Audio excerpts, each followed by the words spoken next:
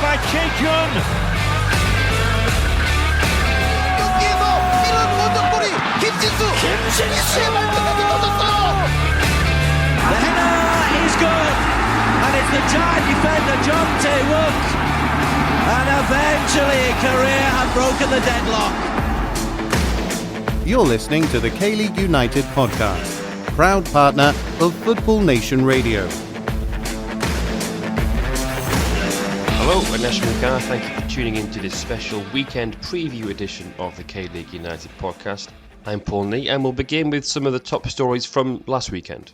We begin with some managerial changes in K-League. At Big Bird, Park Geun-ha is the new manager of Suwon Samsung Blue Wings at caretaker Joo Sung-jin's expense. The Blue Wings had 60 days following the departure of Eum Seng to appoint a new manager that has a pro license. Hence the change with just 8 matches to go. Meanwhile, in K-League 2, and despite boasting of a 44% win record, Hwang Sun-ong has been sacked by Daejeon Hana Citizen. The Purples sit third in K-League 2, 5 points off top, but just 3 points behind Suwon FC in second. They face Jeju United on the island this weekend. We are heading into the business end of the 2020 season, and the K-League 1 title race took yet another twist over this past weekend. But for Ulsan Hyundai's Junior Negrao, 2020 could be a record-breaking year, both individually and as a goalscorer in K-League. Junior scored his 22nd league goal of the campaign in the Horangi's 1-1 draw with Guangzhou Fc on Saturday. That equalled his best ever tally, previously set in 2018. But the Brazilian needs just one more goal from the remaining 8 matches to guarantee himself the best goals-to-game ratio in K-League history. Marquee of Gyeongnam is the previous record holder of 0.84 goals per match, having scored 26 goals in 31 appearances in the 2018 campaign. For Junior and Ulsan, the draw as well as Jeonbuk's defeat to Songnam extended the gap at the top to 5 points. For Jeonbuk, it has been 3 years since they lost 2 league matches in a row. At the opposite end of the table, the greatest of great escapes could be on as Incheon United picked up a huge win away to Gangwon FC. A Stefan Magosha hat-trick in a 3-2 victory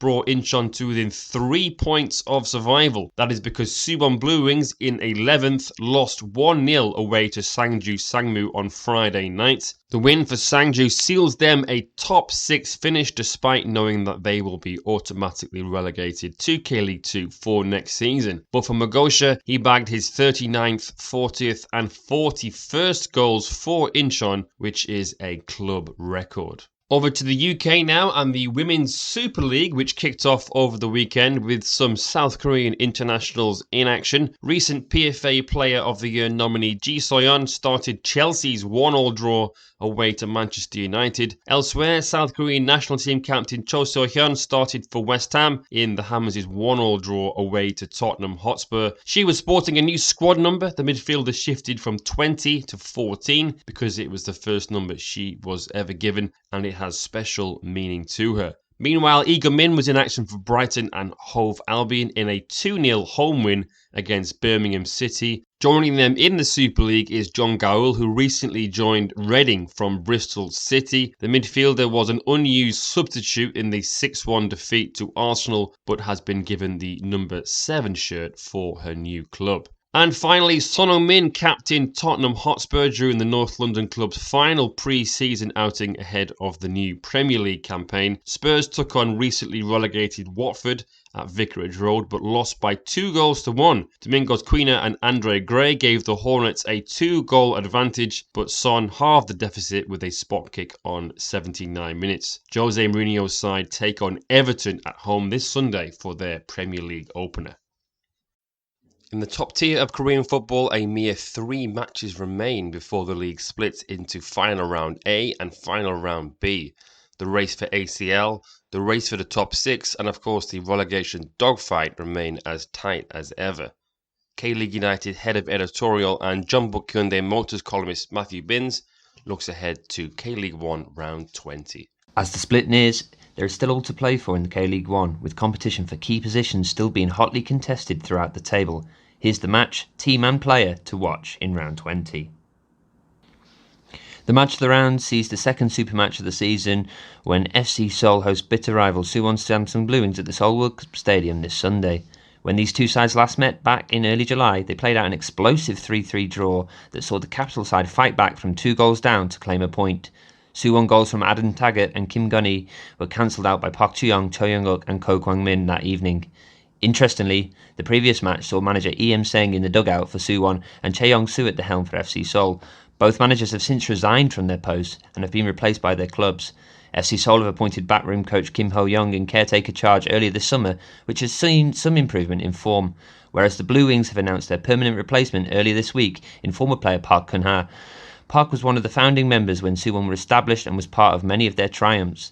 He has since held coaching roles at Suwon, the Korean national team, and most recently Shanghai Shenhua, in addition to a 6-month managerial stint at the helm of Seoul Eland back in mid-2016, where he guided the Leopards to 6th place.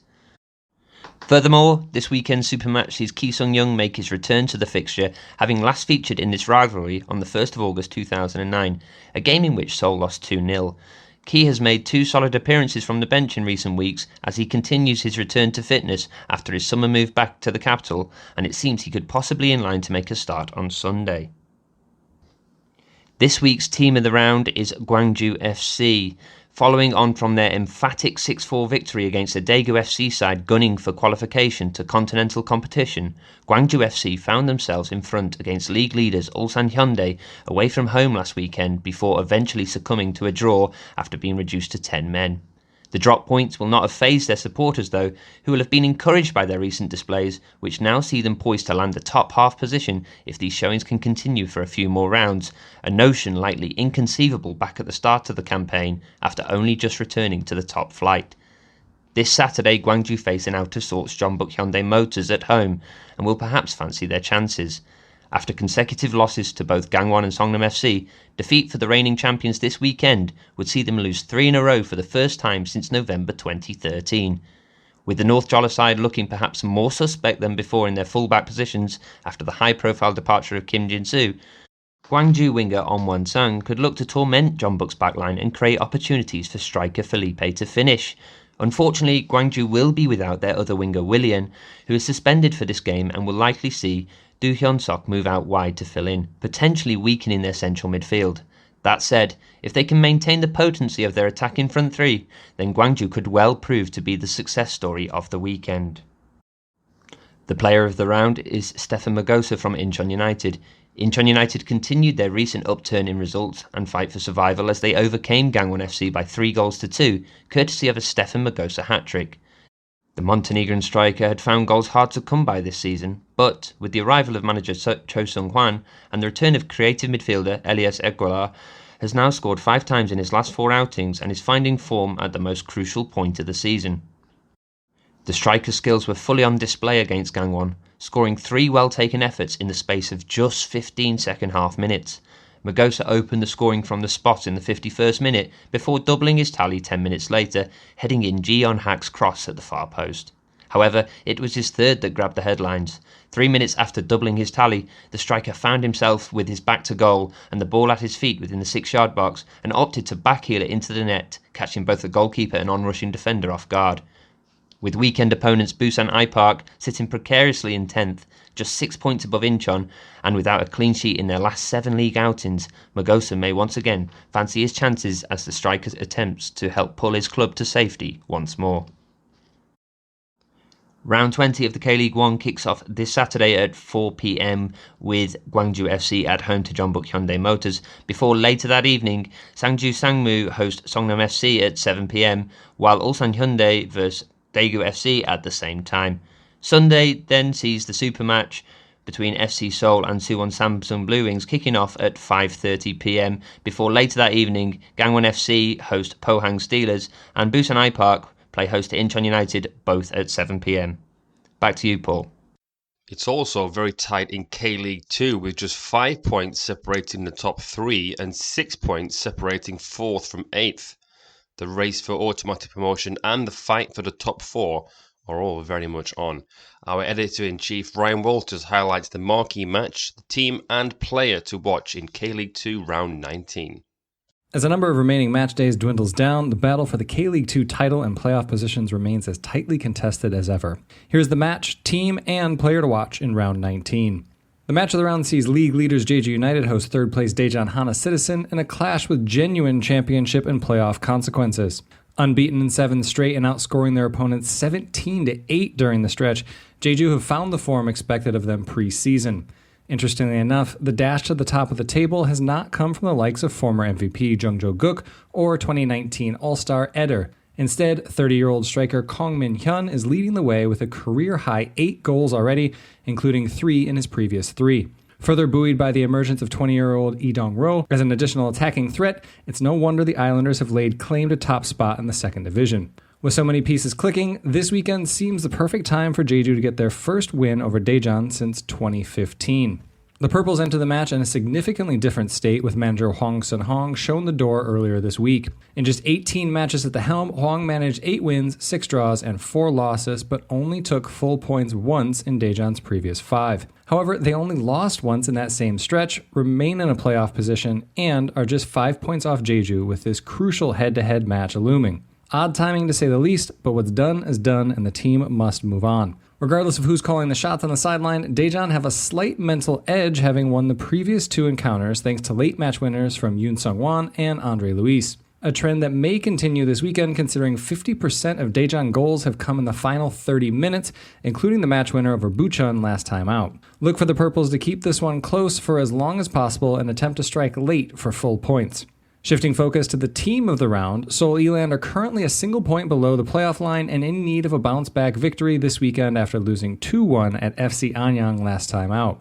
The loss was the Leopards' second in 3 matches and continued the trend of inconsistency that has plagued them all year. With an average age of just 24.7, the youngest in K-League 2, it shouldn't come as a surprise that they have struggled to maintain winning or even unbeaten runs this season. However, the youthful exuberance has paid dividends when it comes to constructing their attack. Seoul rank in the top 3 in progressive runs, smart passes, and deep completions this season, and given Cheongnam Asan's league worst defense, the Leopards should have plenty of opportunities to create and convert chances. In addition to some much-needed points and stopping a losing streak before it can get going, the Asan match provides Seoul an opportunity to prove they can beat the teams they should be beating. 4 of Seoul's 7 losses have come against teams below them in the table, and while they have significantly improved on the pitch, the winning mentality needed to see off close games and beat lower-ranked opponents continues to elude them. A win Saturday won't necessarily change all of that in one go, but it would be a step in the right direction for a young team with a lot of potential.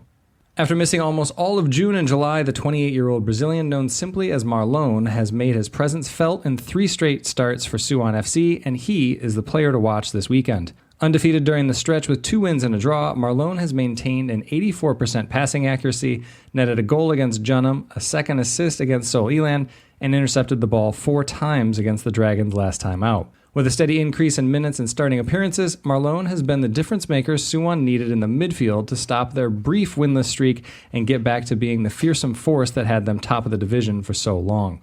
A form Suwon will hope he can maintain as they face a Bucheon side they can't seem to better this season. Despite their 5-match losing streak and inconsistencies throughout 2020, Bucheon have beaten Suwon in both of their previous encounters and desperately need to keep that trend going this weekend to prevent a historic 6-match losing streak. A task they will find especially difficult if Marlon is at his best in the middle of the pitch. Round 19 of the K-League 2 kicks off this Saturday at 4 p.m. with Seoul Eland versus Cheongnam Asan and Jeonnam Dragons hosting Gyeongnam FC later that night at 6:30. The early kickoff on Sunday is the aforementioned Jeju United versus Daejeon Hana Citizen at 4 p.m. and the Line 4 Derby takes center stage that night when Ansan Greeners host FC Anyang at 6:30. And the round wraps up Monday night with Marlon's Suwon FC hosting Bucheon 1995 at 7:30. Back to you, Paul. Thank you very much for tuning in. Enjoy your weekend and stay tuned for the latest episode of the K-League United podcast. We are on social media, all at K-League United, and the link is in the Bruno bio. Bye-bye.